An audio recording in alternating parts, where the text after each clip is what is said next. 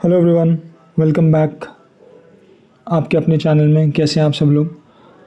So guys, आज हम लोग बात करेंगे सैटर्न ट्रांजिट सीरीज़ के एक और असेंडेंट की, और ये आज हमारी सीरीज़ पूरी हो जाएगी। इसके बाद फिर हम मून लगन से सैटर्न ट्रांजिट को शुरू करेंगे, और उसके बाद हम देखेंगे कि मून लगन से सैटर्न ट्रांजिट करेगा हर किसी के लिए, किस किस का मून लगन जहाँ जहाँ होगा उसके हिसाब से सैटर्न जहाँ ट्रांजिट कर रहा होगा उनके रिजल्ट्स को देखेंगे। और जब आप दोनों रिजल्ट्स को ब्लेंड करेंगे, दोनों रिजल्ट को मिक्स करेंगे, तब आप देखिएगा आपको कितने अच्छे रिजल्ट्स दिखते हैं आगे जाके जब आपका ये ट्रांजिट आएगा। और आप लोग इसको बैक चेक भी कर सकते हो कि आपके जब पहले कभी सैटर्न का ट्रांजिट जहाँ भी हुआ है उस हिसाब से, और मून के ट्रांजिट को लेके जब हम वीडियोस पूरी कर लेंगे तब आप लोग देख सकते हो कि क्या उसके रिजल्ट्स काफ़ी कुछ वैसे हैं या नहीं।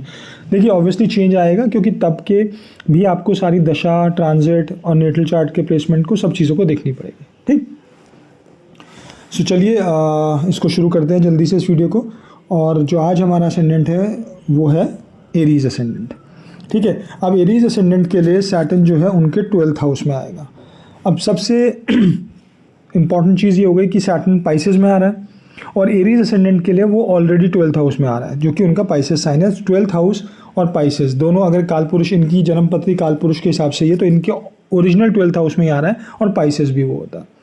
तो यहाँ इनको जो रिजल्ट्स मिलेंगे वो 12th हाउस के अकॉर्डिंग मिलेंगे, और पाइसेस साइन की चीज़ों को रिलेट करके मिलेंगे। ठीक, अब 12th हाउस क्या है हमें पता है। 12th हाउस हमारा फॉरेन लैंड है, फॉरेन चीज़ों से रिलेट करता है, एक्सपेंसेस है, लॉसेस है, आइसोलेशन है, मेडिटेशन है।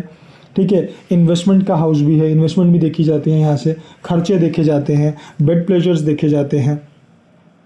ठीक है क्योंकि ये, और यहाँ से आपके फीट, पैरों को भी देखा जाता है कि क्योंकि पाइसेस है, पाइसेस एक डीप साइन है, डीप इमोशनल साइन है, तो आपके इमोशंस को भी दर्शाता है हर किसी के लिए। इनके लिए ज़्यादा इसलिए हो गया क्योंकि इनका 12th हाउस ही है और पाइसेस भी।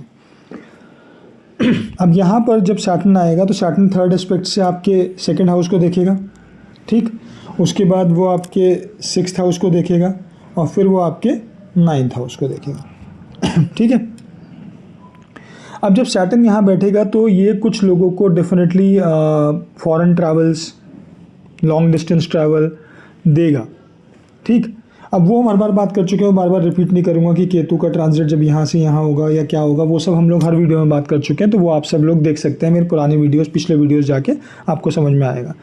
सो सैटर्न यहाँ पर आपको, जैसे मैंने बोला, foreign travels, long distance travels दे सकता है। ठीक है, ऐसी चीज़ें हो सकती है। आपके इमोशंस पे आपको चेक रखना होगा कि या तो आप अगर प्लेसमेंट्स ख़राब होंगे तो हो सकता है आप ओवर इमोशनल बिहेव करो, या फिर हो सकता है कि इमोशन से बिल्कुल डिस्कनेक्ट हो जाओ। क्योंकि देखो, सैटर्न सेपरेशन है, यहाँ पे इमोशंस हैं, तो हो सकता है वो इमोशन से बिल्कुल आपको सेपरेट भी कर दे। आप इमोशनली कम और प्रैक्टिकली ज़्यादा डिसीजन लो, but you need to keep a check कि वो कोई भी चीज़ ओवर नहीं होनी चाहिए, है ना। तो वो आप लोगों को देखना होगा। तो यहाँ पर अपने इमोशंस को देखो जिन लोगों का ये प्लेसमेंट होगा अभी अगले 2.5 साल के लिए सैटर्न का, उन लोगों को मेडिटेशन या एक ये कह लीजिए सेल्फ एनालिसिस, ध्यान करना बहुत ज़रूरी हो जाएगा। और अगर वो जितना करेंगे उतना ज़्यादा उनको फ़ायदा होगा चीज़ों को लेके। थोड़ा सा जो लोग लोन वगैरह के लिए सोच रहे हैं, या लोन है चल रहा है, लोन अगर लेने का सोच रहे हैं, तो बहुत ज़रूरी हो देख के लीजिएगा, क्योंकि यहाँ पर अगर आप लोन लोगे तो वो थोड़े लंबे टाइम के लिए चल सकता है, खिंच सकता है। बिकॉज सैटर्न डिले कराता है, या तो मिलने में डिले होगा, या लेने के बाद उसको पूरा करने में डिले होगा, उसको उतारने में डिले होगा। ठीक है, अब आ जाता है सैटर्न आपके सेकंड हाउस को देखता है। सेकंड हाउस क्या है? आपका इनकम है, आपकी फैमिली है, आपका फूड इनटेक है, स्पीच है।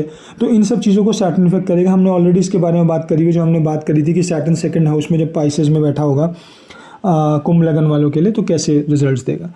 तो वहाँ पर हम ये सब डिस्कस कर चुके हैं कि क्या क्या चीज़ें। देखो, फैमिली से हो सकता है थोड़ा सा सेपरेशन। थर्ड एस्पेक्ट आपका है तो कंटिन्यूस एफर्ट का है, तो इस हाउस में आपको अपने एफर्ट सबसे ज़्यादा देने होंगे इस हाउस के रिलेटेड चीज़ों को, चाहे वो आपकी इनकम को हो, चाहे फैमिली को हो, चाहे आपकी स्पीच को। स्पीच भी बहुत केयरफुली यूज़ करें, बहुत ज़्यादा गलत या ख़राब जिसे कहते हैं ना, तो वो चीज़ यूज़ ना करें। हो सकता है खाने में आप लोग सूखी चीज़ें या जंक फूड ज़्यादा इनटेक करने लगें। ठीक, जब ये आपका ट्रांजिट आएगा। अगेन देखो, ये सब मैं आप लोगों को जनरली बताता हूँ, ये हर किसी के लिए एग्जैक्टली वैसा नहीं होगा, बट हाँ चांसेस हैं कि ऐसा हो सकता है। फैमिली से detach is the wrong word, family से दूर कराना या कहीं अलग लेके जाना है, जॉब के लिए हो सकता है, चाहे फ़ॉरेन, जैसे मैंने बोला अगर आप फ़ॉरेन ट्रैवल करोगे, लॉन्ग डिस्टेंस ट्रैवल करोगे तो डेफिनेटली वो आपको फैमिली से दूर लेके जाएगा ही जाएगा। बट आपको यहाँ पर निरंतर प्रयास, निरंतर एफर्ट आपको अपने लगाने होंगे सेकंड हाउस की रिलेटेड चीज़ों को लेकर। स्पीच का भी बहुत ध्यान रखिएगा। अब आपके वो सिक्स्थ हाउस को देखता है। सिक्स्थ हाउस क्या है आपका? लॉ, लिटिगेशन, जिसे हम बोलते हैं रोग, ऋण, रिपू, है ना। तो अपनी हेल्थ का आपको ध्यान रखना पड़ेगा। सैटर्न जब भी सिक्स्थ और ट्वेल्थ हाउस में ट्रांजिट करता है किसी के भी, मैंने ये देखा है और ये ऑब्जर्वेशन रही है कि कुछ ना कुछ पेट संबंधी दिक्कतें देता है वो। तो ऐसे में बोला जाता है कि आप प्राणायाम यानी कि कपालभाति वगैरह ज़्यादा करें, उसको प्रैक्टिस में लेके आएँ। तो इसीलिए मैंने आपको बोला भी ध्यान करना, सैटर्न जिनके ट्वेल्थ हाउस में जा रहा है, मेडिटेशन, योगा, कपालभाति, प्राणायाम, अनुलोम विलोम, ये सब चीज़ें आप लोगों के लिए बहुत ज़रूरी हो जाती हैं और ये आपको प्रैक्टिस बना लेनी चाहिए अभी से लेके अगले 2.5 साल। वैसे तो लाइफ लॉन्ग बनाए तो बहुत अच्छी बात है, बट जिन लोगों को शौक नहीं है ट्रांजिट के लिए, और ये आप ज़रूर बनाइए। और ये मैक्सिमम लोगों को करना चाहिए, बहुत ही कम लोग होंगे जिनको ना करने से फ़र्क ना पड़े। मेरे हिसाब से करना चाहिए ज़्यादा से ज़्यादा लोगों को, ठीक है, अपनी हेल्थ को इम्प्रूव करने को।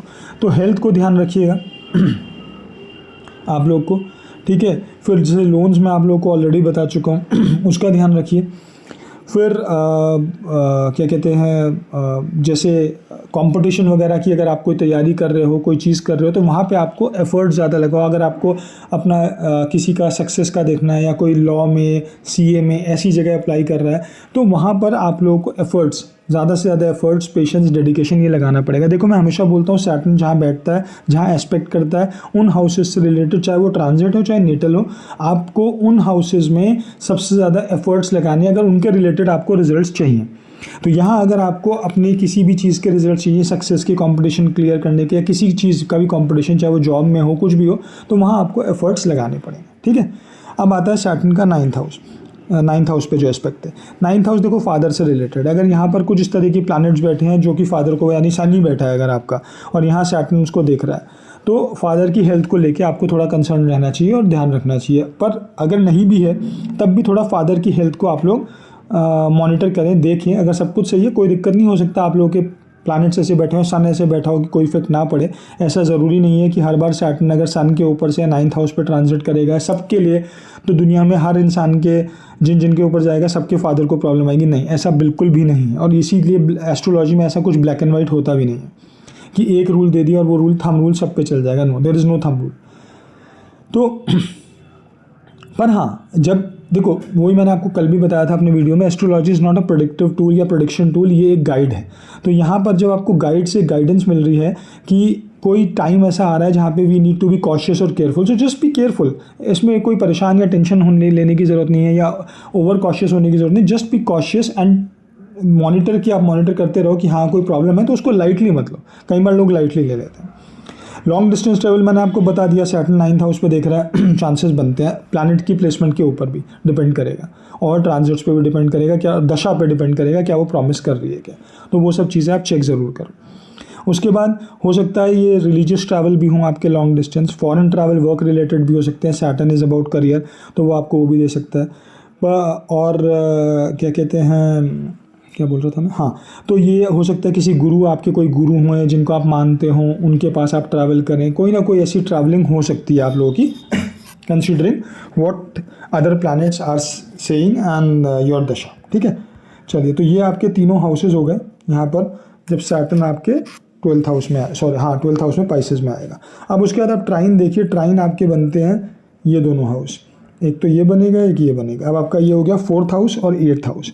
तो 4th house 8th house related matters में आप लोगों को देखना है, बट मोर इंपॉर्टेंटली यहाँ पे जो प्लैनेट्स बैठे होंगे उनसे रिलेटेड लिविंग सिग्निफिकेंस के लिए वो रिजल्ट अलग देगा। जैसे कि अगर सपोज मैं एग्जांपल हमेशा यही देता हूँ, अगर यहाँ पे मून बैठा है तो वो आपकी मदर की हेल्थ को इफेक्ट कर सकता है, बट मून से अगर करियर देखे तो वो आपको ट्रैवलिंग वाला करियर दे सकता है, या फिर आपके करियर में मूवमेंट ज़्यादा हो सकती है, या फिर आपकी जॉब में आपको ट्रांसफ़र हो जाए, या आप जॉब चेंज कर रहे हैं उस वजह से आपको मूवमेंट मिल जाए। वैसे भी 12th हाउस में सैटर्न है, 9th हाउस को भी देख रहा है, तो यहाँ पर अगर मून है 4th हाउस में तो ट्रैवल के चांसेस और ज़्यादा बढ़ जाएंगे, जॉब रिलेटेड भी बढ़ सकते हैं अगर करियर होगा। अब 8th हाउस में है तो 8th हाउस रिलेटेड चीज़ें आपकी, अगर रिसर्च के कोई काम है, स्पेशली अगर यहाँ पे सन, मरकरी वगैरह बैठे हुए हैं, तो आप लोगों को देखना होगा कि ऐसे में हो सकता है आप और ज़्यादा रिजल्ट ओरिएंटेड या रिसर्च ओरिएंटेड कामों में जाने लगो, ठीक है, वो काम आप करने लगो या उनमें आपका करियर बनने लगे। तो those things you have to सी।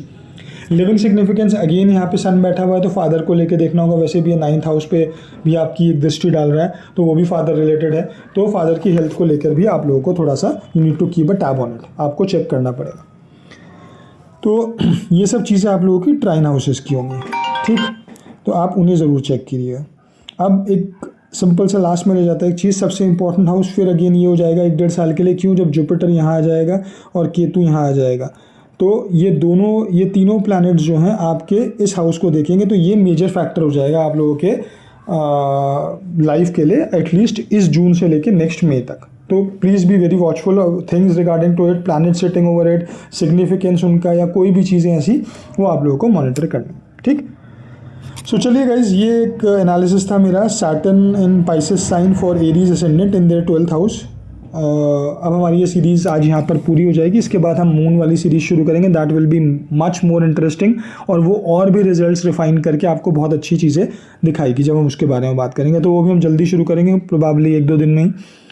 तो चलिए, अगर आपको वीडियो अच्छा लगा हो तो प्लीज़ चैनल को सब्सक्राइब करें, वीडियो को लाइक करें, शेयर एंड कॉमेंट करें एंड मिलते हैं next video. Okay guys, thank you.